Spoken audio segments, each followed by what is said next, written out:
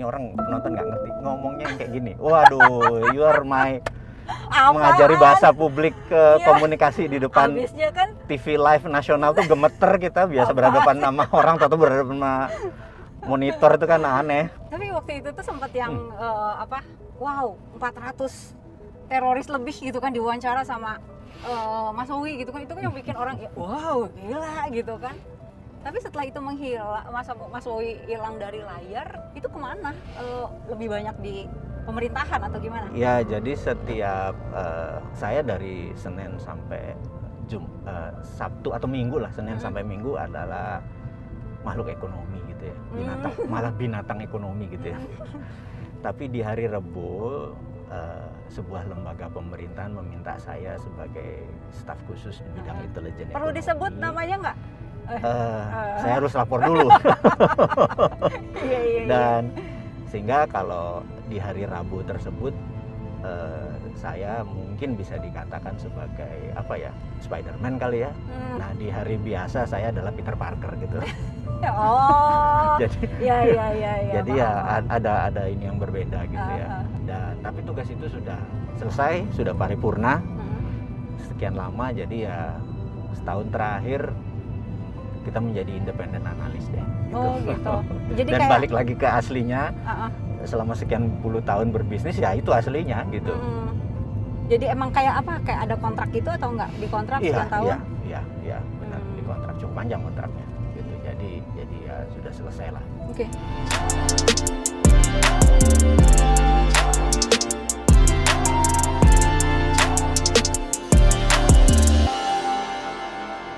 PR ya Mas Owi, nomenklatur, terus ya kayaknya PR banyak gitu loh Mas. Agree. Iya kan, PR banyak banget.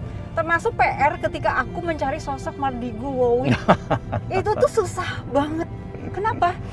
Karena di Wikipedia aja dihapus loh. Yang hapus siapa? Ini menarik. Yang hapus siapa? Itu nggak ada. Jadi aku tuh mesti yang PR-nya tuh nyari Mardigu Wowi. Itu harus nelpon sana sini sana. Ini siapa nih? Orangnya siapa sebenarnya gitu. Satu pertanyaan, siapa yang hapus Wikipedianya Mardigu Wowi Prasetyo? Kayaknya ada hal yang nggak bisa dijawab di publik nih. Tapi tahu siapa yang hapus? Bilang gitu ya. dulu. Bilang dulu. Izin? Bukan izin. Apa? Udah dieksekusi baru dia lapor gitu ya. Dengan alasan apa katanya? Wah ini, aduh ini Mbak kita cari pertanyaan lain aja yang lebih seru deh. Enggak, penasaran gitu. Iya, Segitu iya, pentingnya kah orang ini sehingga tidak perlu ada di Wikipedia gitu?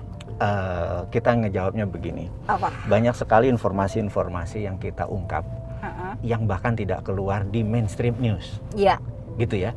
Sehingga banyak orang bertanya ini orang dapat data dari mana? Banyak info yang dikeluarkan oleh Mardigu Wowi ya. Sehingga tidak perlulah nama itu ada di Wikipedia. Betul. Okay. Jadi dimintain data keluar terus. Jadi kita akan yang ngasih data siapa? Yang menghilangkan nama kita. Oh, baik. Baik. Oke. Dan ada beberapa identitas lagi yang harus diselamurkan versi mereka gitu ya. Sehingga kalau perlu ini kesannya adalah seorang bosman ini adalah penjual ludah. Bosman ini adalah orang yang penipu gitu ya. Bikin analisa konspirasi, iya, gitu. Abal-abal gitu. Memang harus digitukan. Padahal benar. Analisa konspirasinya benar. Iya karena jadi gini kalau kita disuruhnya gitu kan, 5 data benar, 1 menyelamurkan, 7 data benar ini hilang. Jadi mereka bilang ini orang ngomong apa sih, mau lari kemana? Tetapi mereka yang ngikuti secara urutan, mereka pasti dapat AHA-nya. Gitu karena ada seseorang ini, kalau anggap saya bullshitter gitu ya. Ada seseorang bullshitter setiap hari ngasih 7-8 menit video konstan selama 500 kali gitu ya. Ini orang pembohongnya gila ya, bisa konstan gini gitu ya bohong. Ya kalau saya bilang, kalau saya suruh ngayal nggak mungkin gue kuat. Iya, benar nggak? Iya. Ngayal tuh setiap hari harus ngayal gitu kan. Belum lagi nanti ditanya orang A, B, C, D, itu masa ngayalnya nggak berubah-ubah gitu kan? Iya gitu. Harus konsisten ngayalnya berarti. Nah, jadi monggo kita dibilang pengayal gitu ya, great illusionist, kasih tukang halu gitu ya. Tapi selama halu itu konstan, ya kita udah tahu bahwa ini ada data gitu ya. Jadi tujuannya sekali lagi bukan apa yang kita produksi, kita ingin membuat anak-anak muda terutama yang berusia 40 tahun ke bawah, generasi Z, generasi milenial ini untuk mengerti cara cerdas bernegara. Tidak harus mengerti cara cerdas bernegara di Indonesia saja. Saya kasih bagaimana Singapura bernegaranya, bagaimana China, Tiongkok sejak 2013 mengganti strategi bernegaranya secara foreign policy-nya, sementara Amerika apa foreign policy-nya. Kita ajarin mereka supaya nanti pada saat mereka dapat mandat, pada saat mereka mengambil jalur pemerintahan atau public service gitu ya, melayani masyarakat, dia sudah mengerti apa itu kebijakan yang menguntungkan, bukan sekedar memahami bahwa melayani rakyat itu cuma salaman sama rakyat terus ngasih benefit. Kita harus punya tahu yang 1000 kali lebih.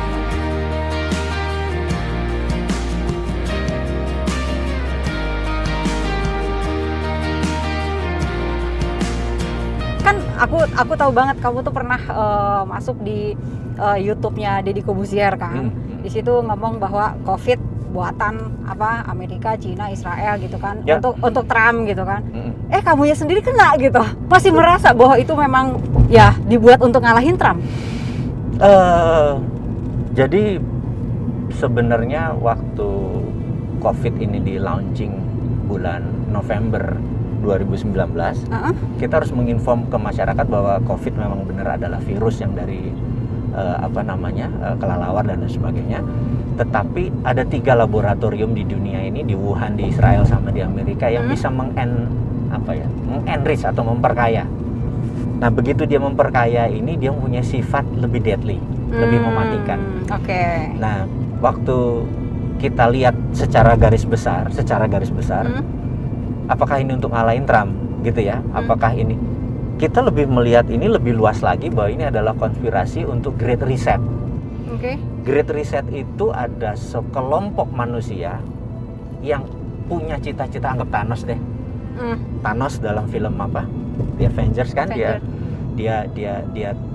Thanos ini ingin dunia sempurna, dia separuh penduduk dia matiin ya. Gitu ya. Supaya dunia sempurna, tapi dunia versi dia. Nah, ini pun ada sekelompok manusia yang kita sebut globalis gitu ya.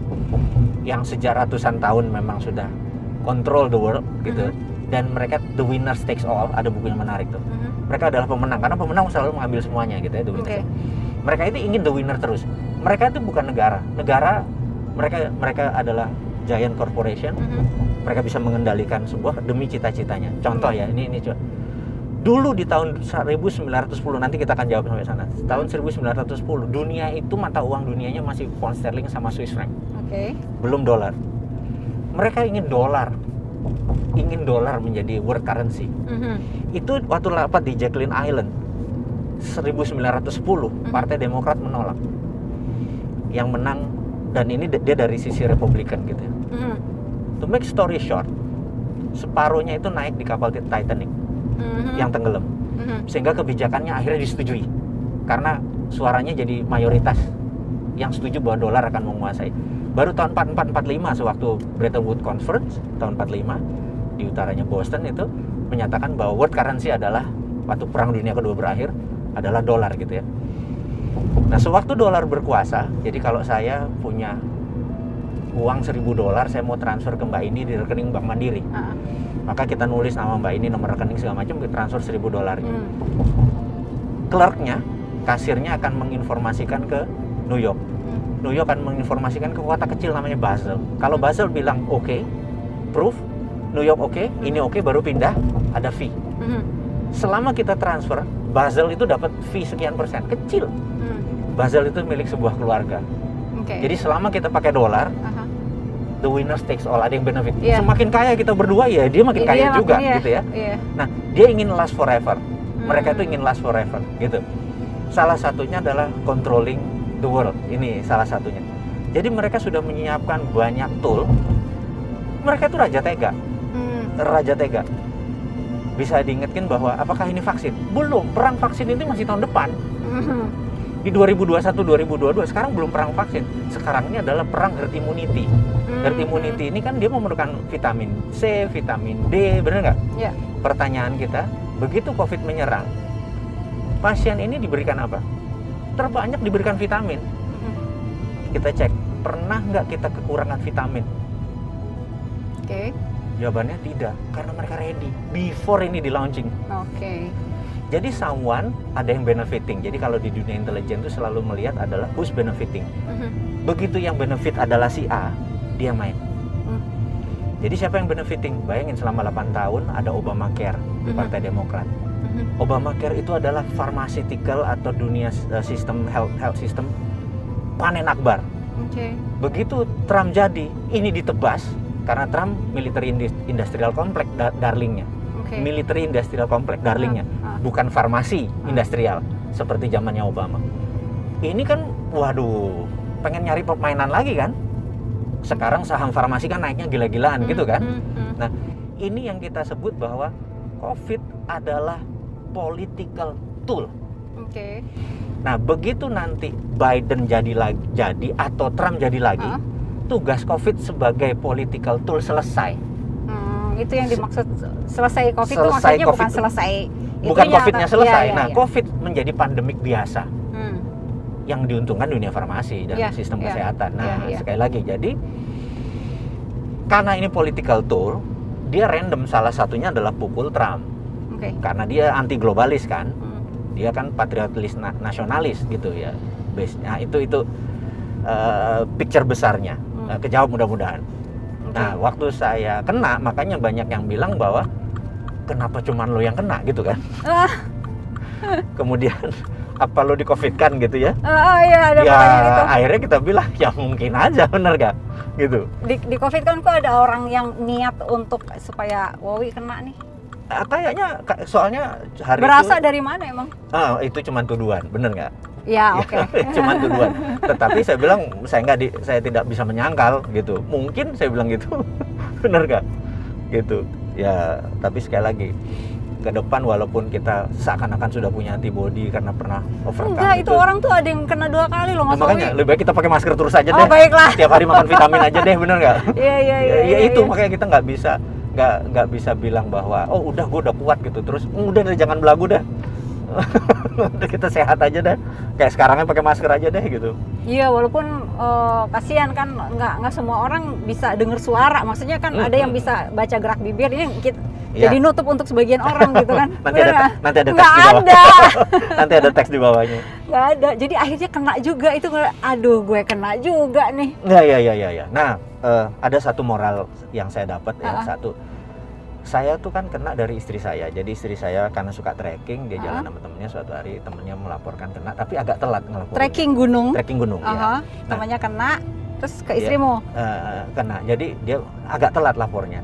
Jadi pelajaran pertama ya, kalau kita kena COVID, segera lapor ke teman-teman yang berhubungan sama kita sehari 2 hari demi supaya mereka bereaksi dengan cepat. Karena kalau terlambat bereaksinya dia sudah lebih parah. Kalau enggak kan dia tanpa gejala, dia udah saya kena tapi gitu ya, udah bisa.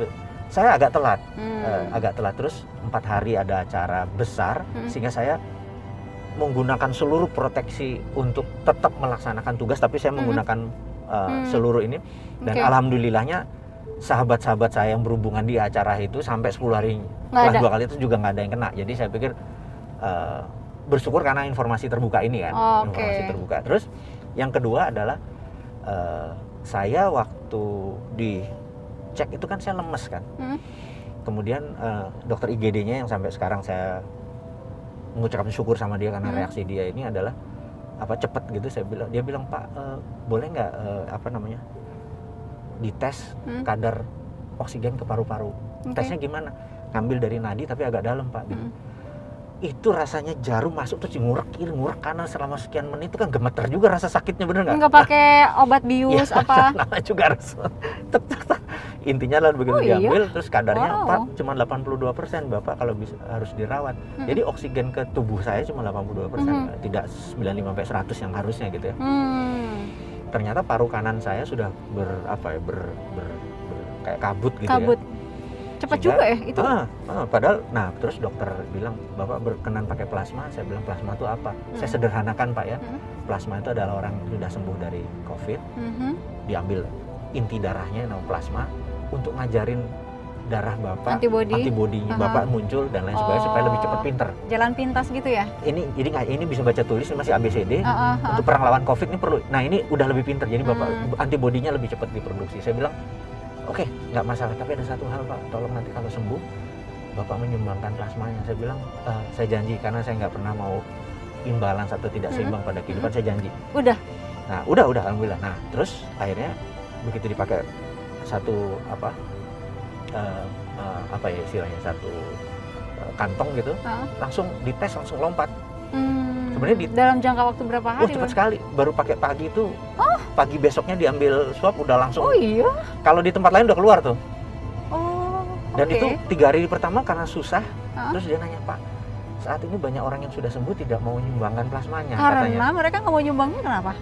Mungkin alasannya lain, satu tidak tahu. Padahal yang dikeluarin dari badan kita paling berapa banyak itu? Makanya mungkin satu karena tidak tahu, dua karena banyak dokter yang masih mempertanyakan metodologi ini dan lain sebagainya. Tapi intinya adalah saya merasa feel benefit, saya merasa mendapatkan diuntungkan. Terus saya bilang saya janji. Terus ya udah kita keluar.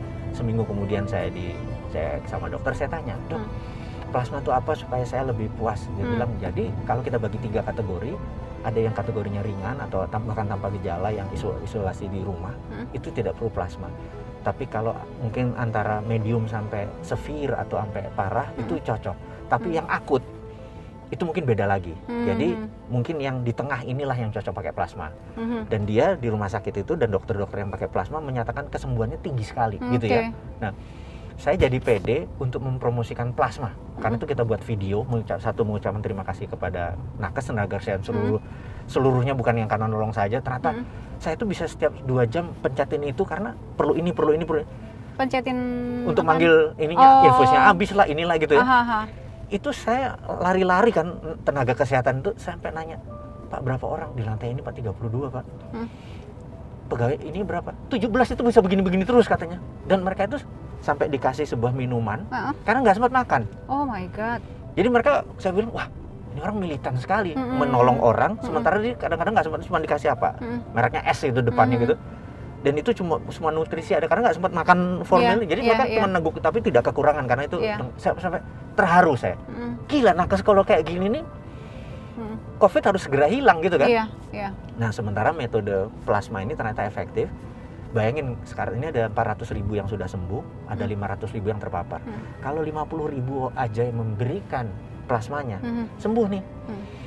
Ya, saya pikir oke, saya mau mempromosikan bahwa teman-teman yang pernah sembuh kurang dari 6 bulan, antibodi Anda terbaik bisa nolong sesamanya. Gimana caranya? Datang kemana? Nah, ada 2 lembaga saat ini yang siap menerima, satu RSPAD, 2 PMI. Nah, datang ke sana untuk menyembuhkan, dan ini pro bono, udahlah gratis lah buat sesama saudara gitu ya. Tapi ada berita buruknya, ada yang sudah beli vaksin yang bisa nggak kepake. Karena itu jangan dipromosiin ini. Lebih baik bosman mati nih kalau. Aduh. Nah karena kan yang satu kan ini organik, bukan anorganik, bukan kimia. Sementara yang itu kan lumayan tuh modalnya dan bisa berharap balik modal banyak juga tuh yang itu. Nah ini jadi ini nggak boleh dipromosiin nih. Aduh. Itu terus jadi gimana? Satu ini lebih murah, lebih cepat gitu ya. Betul. Nah, ya udah saya ngomong apa adanya bahwa ya udah kita sesama anak bangsa ya saling gandengan, saling bantu kasih plasma, selesai ini masalah. Walaupun yang udah tadi ngupayain vaksin segala macam akan ya marah sama atau tidak seberuntung niatnya. Oh, Tapi jelas nggak rugi lah. Orang dia pakai peraturan kok, kalau nggak pakai vaksin harus ada bayaran apa penalti segala macam. Udah pakailah peraturan. Orang dia punya peraturan kok. Kan dia regulator kan. Jadi ini banget ya cepet banget ya. Itu pengalaman pribadi ya? karena kan ukurannya kan batuk, sesek, mati rasa gitu ya. Makanan sampai aku turun 5 kilo makan nggak ada rasanya. Iya. Sampai segitunya berarti ya. After taste-nya itu nggak enak gitu. Begitu kalau kita makan kan ada after taste ya. Kalau makan steak ada sampai after taste. Sesek yang paling parah nggak? Nggak sih, alhamdulillah. Jadi nggak sampai. Tapi kalau sesek tuh gini, kalau kita narik nafas full, tahan sebenarnya batuk. Itu cirinya. Oh, itu cirinya. Nah, kalau bisa nahan terus 10 detik sih sebenarnya nggak enak. Nah, kalau batuk kan nggak enak gitu ya batuk. Nah, karena paru-parunya memang yang itu ya. Dan itu akan ada terus di situ atau ada perbaikan nanti akan balik lagi ke semula atau akan berbekas seterusnya? Saya nggak tahu ya, mungkin apakah ini kayak rokok jadi ada spot atau apa segala macam. Ya udah, saya berprasangka baik aja. Pokoknya sekarang narik nafas sudah full, udah bisa jogging lagi, sudah ngasih plasmanya kita gitu ya. Dan kita juga pada saat kita ngasih plasma, kita nggak mau dipromosiin. Karena kita bukan mau jualan, udah kasih aja gitu loh, nggak usah difoto, nggak usah naikin status kita gitu. Tapi kita bilang bahwa kita sudah lakukan dan kita janji akan terus selama ini masih dianggap bisa menyumbang, karena katanya nanti antibodinya juga ini juga agak turun sedikit gitu. Mas Woyo waktu belum kena ya kan ngomong COVID begini, COVID begitu gitu, wah segala macam teori dan segala macam ya segala macam yang ada di YouTube lah bisa dibuka semuanya. Setelah kena gitu, berasa kena karma nggak sih? Atau apa gitu? Atau saya kan tidak pernah ngomong jelek tentang COVID, bahwa COVID itu bullshit atau COVID itu konspirasi, COVID itu tidak ada gitu ya. Saya malah yang ngomong bahwa COVID itu ada, COVID itu deadly dan kita akan selamanya sama COVID. Tapi tujuan COVID adalah untuk political itu, dan kita ngomong jelas. Jadi kita bukan menantang orang bahwa ini tidak ada, kita akan enggak itu. Jadi saya tidak merasa kena karma. Saya malah selama di opname itu saya merasa bahwa saya bersyukur karena saya dilihatkan betapa tenaga kesehatan para dokter itu adalah sudah titik capeknya, bukan main di mentalnya mereka. Dan nggak tahu sampai kapan ya. Iya. Jadi saya pikir saya memandang sisi yang lain gitu ya, bahwa tindakan globalis yang menguntungkan mereka pribadi ini, ada orang yang rugi materi tapi ada orang yang rugi ke jiwa gitu ya. Yang saya pikir ini nemen ini keterlaluannya harus diselesaikan. Nah, cara menyelesaikan menurut saya adalah dengan plasma tadi, walaupun cuma 20% atau yang 30% saja kena medium ini yang memerlukan, itu udah bisa menyelesaikan gitu. Nah, dengan vaksin mungkin lebih cepat lagi selesai dari sisi yang lain.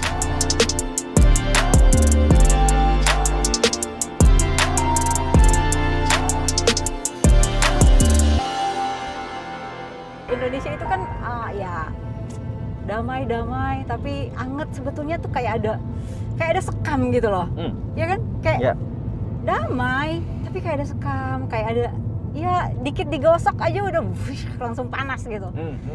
Contoh waktu kemarin HRS pulang gitu, itu tiba-tiba lihat kan bandara udah kayak apa gitu. Itu nggak diundang, nggak tahu gimana, pokoknya tahu pulang penuh. Terus ada kejadian juga nikahan gitu kan, tamburan, terus ada yang di puncak, ada yang apa ya, dan sekarang tersangka akan ditangkap gitu. Ini dari pandangan Mardigui itu apa gitu sesungguhnya, apa memang dia itu harus pulang dan kemudian emang untuk ditangkap atau apa sih? Wah, jangan ketawa doang. Kalau saya menyatakan ini as it is, apa adanya, maka waktunya belum tepat. Oke. Karena itu saya dan tidak akan pernah tepat kayaknya. Ada waktunya suatu, tapi kalau jadi too early bagi saya untuk mengungkapkan informasi ini. Jadi banyak teman-teman yang HRS itu bagaimana, coklat itu bagaimana, ini rekayasa kah, ini bedil-bedilan kah, ini kesengajaan kah pulang dan lain sebagainya. Gini, ini lagi panas-panasnya. Iya. Maka segala informasi yang saya akan buka itu akan menimbulkan pro kontra, karena saya tidak mau jualan. Saya menunda sedikit, saya minta teman-teman bersabar, saya menunda sedikit aja. Tapi kita akan buka, kita akan reveal. Jadi kalau mau sederhananya begini, kalau mau sederhana, Mbak Indi ingat suatu hari dulu di TV ada seorang magician. Magician ini dia membuka seluruh tabir rahasia bagaimana orang melakukan magic. Sehingga orang kalau melakukan trik yang sama garing. Oke. Nah, banyak dia diprotes, mungkin 90% magician protes sama dia karena gara-gara dia begitu dia nggak bisa dagang. Karena iya dia kan? buka. Karena gitu dia kan? buka. Misalnya trik ternyata gitu doang, sulap gitu ya. Magic. Telur dimasukin ini ke ando sapu tangan terus dipecah terus dia masih telur juga. Loh, tadi ininya kemana gitu ya. Dulu kita penuh aha, penuh wow gitu ya. Begitu dibuka, gitu doang. Ya. Nah, akhirnya kan 90% magician hampir bubar karena nggak bisa dagang, marah. Tetapi di sisi lain, magician yang benar-benar berkreasi menciptakan new magic dan itu mereka tutup. Sekarang magician dan illusionist menjadi lahan yang baru yang nggak bisa ditiru. Dan itu sekarang naik 2-3 level. Bayangin kalau dia dulu 15 tahun yang lalu dia tidak buka, maka magic akan menjadi sama dengan 100 tahun yang lalu. Nah, balik lagi ke yang itu. Nah, Bossman ini niatnya adalah membuka magic reveal, the political reveal mau dibuka. Supaya yang anjing-anjingin kan banyak, kampret tuh, bangke tuh Bossman gitu kan. Dibuka nih rahasianya, gini loh cara korupsi. Jadi korupsi yang paling rendah adalah makan anggaran. Korupsi yang paling tinggi rubah kebijakan. Wah, ini ada magic yang harus dibuka nih. Hal ini. Tapi jangan sekarang, ini masih hangat. Kalau masih hangat nanti tujuan dia yang mulia tidak tercapai, tujuan yang ini yang mulia tidak tercapai. Ada dua yang mulia berarti ya? Karena kita nggak kan CCM, semua orang punya cita-cita mulia kan. Semua orang punya CCM-nya masing-masing gitu ya, punya kebenarannya masing-masing. Itunya jangan dirusak dulu. Karena kita nanti menjadi orang yang ya persona non grata dari semuanya. Sementara kan kita mau ambil pelajaran, kita bukan mau jadi terkenal. Kita nih nggak ini kok, nggak nyari nama kok gitu ya. Jadi kita nih nggak nyari jeneng bahasa Jawanya, kita nih nyari jenang gitu ya, nyari duit, bukan jeneng gitu. Nah ini, jadi suatu hari kita akan buka dari sisi kebenaran dari dua belah pihak. Dari kedua belah pihak. Dari kedua belah pihak. Jadi orang bisa ngeliat, oh ini landasannya ini, oh Cinanya begini, Amerikanya begini, Tiongkoknya begini, oh tujuannya ini. Indonesia, oh ininya begini. Nah gitu, sabar gitu ya. Oh salah toh ternyata, gitu kan. Aduh. Sabar. Jadi saya beberapa kali kalau teman-teman mulai hafal dengan gayanya kita nunggu cool baru kita naruh gitu. Cool kayak sekarang ini orang lagi rame HRS, lagi rame tembak-tembakan. Dia masih bilang Biden bisa kalah, Trump bisa menang. Lu gila kali ya. Tembak-tembakan juga itu tiba-tiba aja gitu di tol. CCTV di kilometer ini pada mati gitu kan, orang juga kok tiba-tiba langsung rusak ya di wilayah itu gitu. ya orang juga langsung banyak analisa sendiri juga gitu loh Mas Owi. Kita nggak ikut dulu, mohon maaf. Kita saking taunya menjadi tidak tepat karena momentum. Jadi bagi saya momentum apa sih bahayanya kalau ngomong? Kan ujung-ujungnya kita ini ingin bernegara ini dalam arah yang menjadi negara berdaulat, powerful, menjadi global player, menjadi pemainnya bukan jago kandang, bukan tarkam, bukan antar kampung, bener nggak? Nah, ini tuh harus sampai jadi dulu baru hikmahnya kita beri. Ini masih di sini, masih belum di atas. Tuh. Nanti eskalasinya masih naik nih.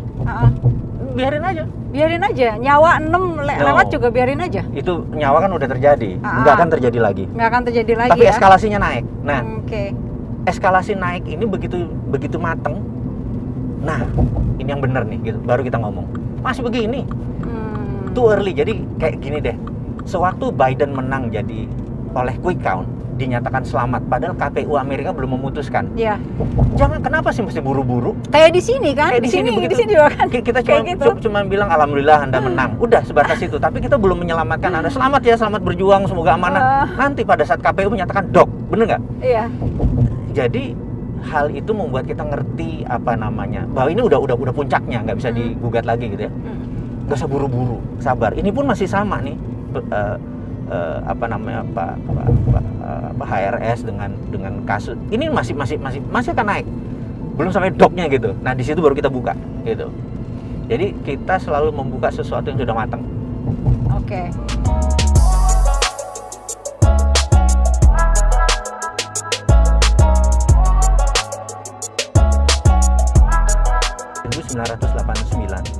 Waktu itu ada Tiananmen, peristiwa Tiananmen. Pejabat Cina ini ada dalam dilema, mau ikut demokrasi Amerika, demokrasi ala Amerika ala Barat, atau China akan mempunyai platform sendiri. 12 jenderal menghadap Politburo, kalau ikut Amerika tebas saya leher kami. Boleh baca, itu judulnya adalah bukunya The Secret Meeting That Changed China. Oke. Itu judul bukunya. Uh, uh, The New Tiananmen Papers. Ini akhirnya China waktu dulu Michael Hudson, guru besar ekonomi, ngajar di Peking University. Oke. Xi Jinping adalah salah satu murid dia. Jadi mereka bilang konsepnya Hudsonian akan dipakai. Nah, sejak saat itu China memutuskan, Tiongkok ya, saya bilang, saya selalu menyebut Tiongkok sebagai negara karena China adalah ras. Saya nggak anti China, saya anti komunis Tiongkok. Nah, ini harus clear nih. Oh, oke. Bukan rasnya, bukan orangnya, tapi ya arah itunya ya. Iya. Jadi kalau Taiwan dia bukan komunis gitu ya. Ini sekali lagi ini cuman terminologi yang supaya paham. Kalau nyebut Tiongkok sih gitu, karena negara yang komunis gitu ya. Nah, kebijakan dia kalau komunis itu di dalam negaranya saya nggak ada masalah. Tapi sewaktu dia ofensif, walaupun pakai ekonomi, kita mempertanyakan, bukan anti loh. Kita mempertanyakan. Ini hanya saya harus banyak yang harus saya luruskan karena orang-orang banyak bilang lu anti Cina ya gitu. Enggak, partner bisnis gue Cina semua. Komisaris gue berapa yang Cina gitu ya. Dan saya pun berdagang sama orang Cina yang di Cina, yang di Tiongkok. Tapi swasta. Saya ini anti BUMN yang di bawah kementerian. Kenapa sih? Indonesia juga anti. Jadi BUMN gini, Indonesia juga anti. Temasek, Kasana itu BUMN, tapi tidak di bawah kementerian. Tidak ada yang bukain selamat pagi Bu, selamat pagi Pak, tidak dalam struktur departemen. Karena kalau dia di dalam departemen, jadi secara undang-undang ya, presiden dibantu oleh menteri. Itu dalam undang-undang. Menteri ini kementerian itu adalah regulator. Sementara di bawahnya dia namanya operator. Operation. Jadi ini contoh, BUMN itu badan usaha milik negara. Kalau di bawah kementerian, dia regulator, dia operator, mati swasta. Jadi kalau saya nih dapat mandat, saya bubarin itu departemen BUMN, kementeriannya bukan BUMN-nya, BUMN-nya di bawah menteri terkait. Itu sebabnya Mardigu tidak pernah dapat mandat buat itu. Karena itu nggak pernah dapat mandat. Gitu. Iya, itu sebabnya. Karena teman-teman nanti nggak yang itu tim sesnya nggak bisa dapat jabatan komisaris. Nggak dapat. Siapa yang membantu bosman gitu kan? Aduh, ya ampun. Ya udah pokoknya sekarang bosman Sontoloyo ini banyak ya udah ngecap aja gitu. Ngecap aja gitu. Toh nggak dianggap kan? Gitu. Jadi kita bunyi aja bahwa loh, kalau Anda, saya setuju BUMN di bawah kementerian. Ya monggo ya, argumenmu aja. Kita nggak setuju karena begini, karena akhirnya menjadi lahannya tim ses untuk duduk. Sementara kalau bosman dapat mandat, tim ses nggak dapat apa-apa. Ngapain gue bantu dia, bener nggak? Iya itu. Jadi saya pikir oke, kita paham, bener nggak? Gitu. Nah, ya gitu.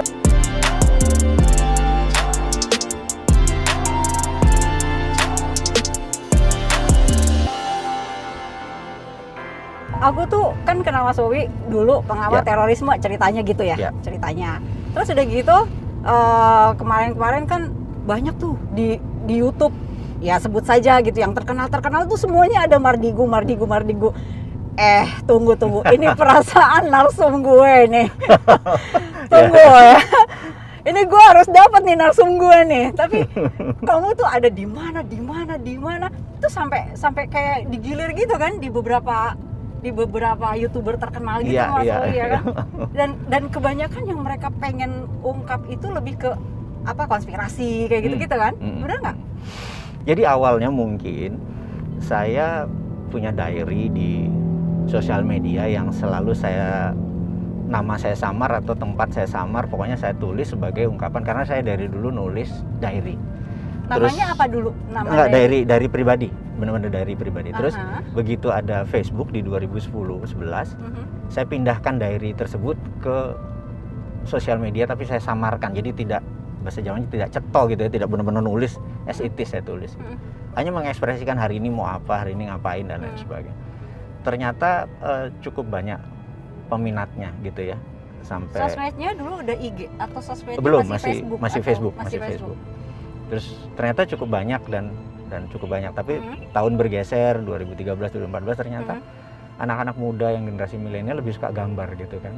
Terus waktu itu tulisan? Waktu itu masih tulisan. Okay. Terus beberapa tim kita bilang, gimana Pak kalau ini dalam bentuk gambar, dalam bentuk, saya bilang wah ya bolehlah digarap gitu. Nah terus suatu hari saya ada teman punya radio gitu ya, terus dia bilang, Mas bisa siaran nggak? Saya bilang, waduh kalau siaran dengan apa namanya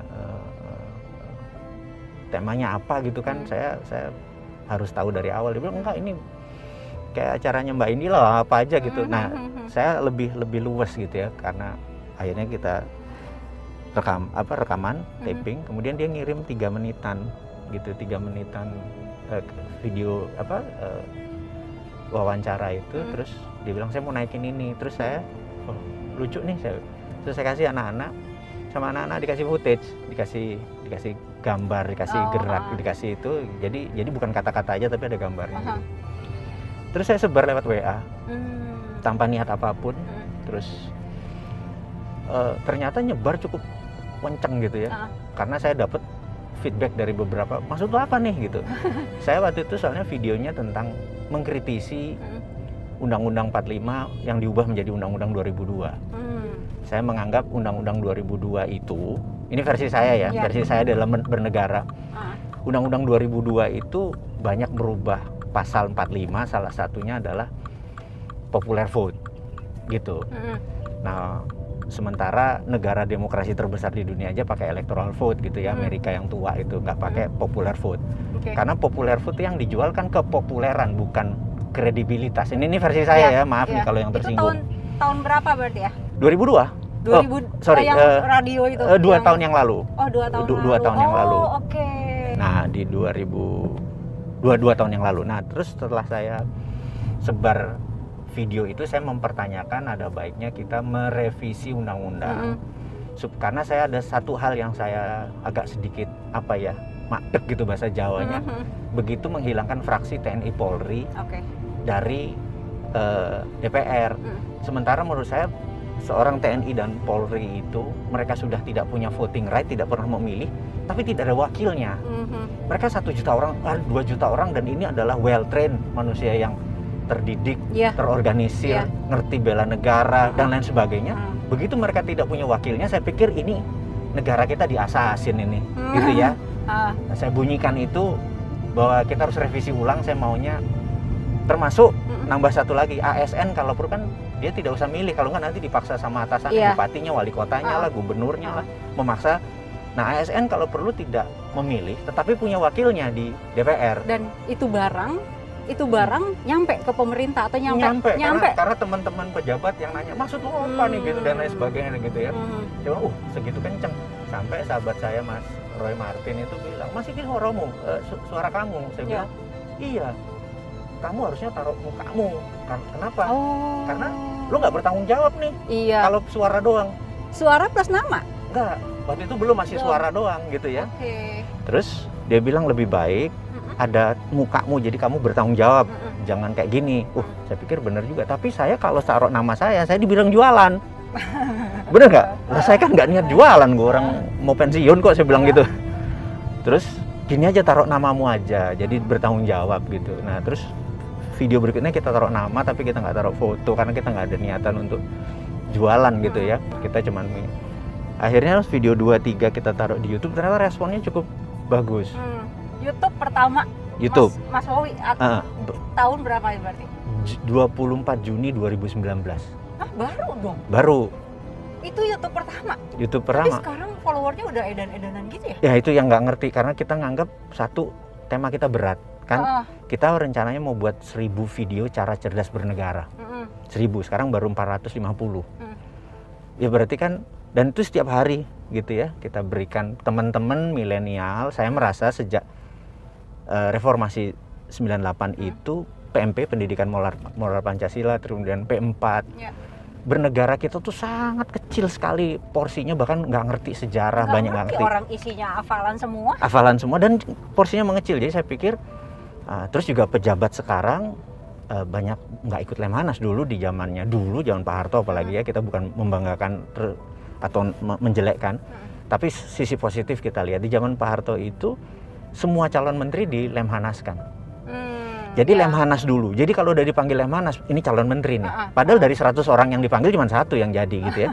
Kalau sekarang ini dia jadi dulu. Sementara bela negaranya tidak ngerti. Jadi menurut saya karakter dia sebagai negarawan atau statement belum jadi.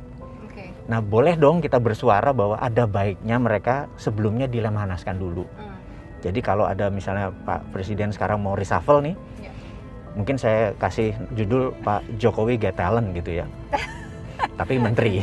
Tapi ada 2 tuh yang menteri harus diisi kan? Kalau perlu semuanya di reshuffle lagi. Serius? Nggak ada satupun? Kalau perlu ada satu menteri yang dipakai di semua posisi juga kan? Oh gitu ya. Nah, itu berarti sangat penting kan posisinya? Kenapa dia bisa begitu saya juga nggak tahu ya, kita nggak usah membahas itu. Iya, nah jadi semua harusnya di reshuffle itu walaupun nanti dibalikin lagi di posisinya, tapi sebelum itu ada baiknya dia diikutkan di Lemhanas misalnya atau lembaga sejenisnya juga nggak tahu ada. Dia harus intens sekali gitu ya memahami tentang bela negara dan untuk menjadi statement lah atau menjadi negarawan, sehingga waktu dia duduk kebijakan-kebijakan dia pro rakyat, ngerti apa itu pro rakyat, pro oligarki, pro sendiri. Tapi bicara soal bela negara tuh Mas, kalau ada gangguan-gangguan dari misalnya Malaysia klaim lagu apa gitu, tuh orang-orang Indonesia tuh pada berkobar itu. Itu kita harus memahami bernegara tuh ada 7 pilar. Mungkin sekarang 9 pilar. 7 pilar kan IPO, Lexos, But, Hankam. Ya kan? Ideologi, politik, ekonomi, sosial, budaya, pertahanan dan keamanan. Nah, saat ini di Indonesia sejak 2002 karena kita pakai popular vote, maka isi media 80% masalah politik. TV kita ini coba aja isinya yang paling banyak apa gitu ya. Jadi bahkan ngomong di warung aja politik gitu. Iya. Nah, sementara di negara lain ya porsinya cuma 1/7 paling banyak gitu ya. Nah, bisa kita lihat sosial medianya di Jepang, sosial medianya di Korea, sosial medianya di Singapura, sosial medianya di Amerika. Jatah politik kecil sekali. Jadi nggak kayak kita tergila-gila sama politik gitu. Tergila-gila ya. Iya, sehingga ekonomi kita tidak grow seperti seharusnya. Sosial budaya kita tidak memahami bahwa TikTok itu bisa merupakan tool sebagai intelijen untuk mempengaruhi dan lain sebagainya. Betul. Nggak tahu, lo asik kok gue main TikTok gitu ya. Nah, ketidakfahaman ini sudah semakin panjang dan mungkin saya sebagai orang nasionalis patriotis ya ngambil genre sendiri deh gitu ya. Itu agak melihat itu sebagai national threat. Nah, saya mempertanyakan kepada negara kita saat ini, who define atau siapa sih yang menentukan national threat di negara kita? Kayaknya ancaman? Nggak ada. Nggak ada, di kita nggak ada ya? Nggak ada. Harusnya ada. Harusnya ada. Di Amerika ada NSA, National Security Agency, ada eksekutornya CIA dan lain sebagainya gitu ya. Terus ada Defense Intelligence Agency. Di Indonesia satu-satunya negara dari 160 negara yang nggak punya badan intelijen pertahanan gitu ya. Jadi kalau BIN itu usernya presiden, BAIS itu usernya panglima, Menteri Pertahanan harusnya ada dia ya. Tidak harus rumit, dan tidak harus banyak, karena ini bidangnya beda-beda gitu. Bidangnya pertahanan beda sama keamanan gitu ya. Keamanan ranah polisi, pertahanan ranah militer. Militer tugasnya satu, eradicate threat, meniadakan ancaman. Polisi tugasnya adalah mempidanakan ancaman. 2 hal yang berbeda. Ini meniadakan ancaman. Kalau belum ada ancaman udah hilang dulu gitu kan? Iya. Itu memang fungsinya. Nah ini begitu ada ancaman atau threat tadi, udah jebol duluan, udah maling, udah korupsi, dia baru mempidanakan. Ini pra, ini after, gitu kan? Yang begini-begini ini nomenklatur negara toto dahar kalau orang Jawa bilang tuh. Saya banyak terminologi Jawa karena latar belakangnya Jawa Timuran gitu.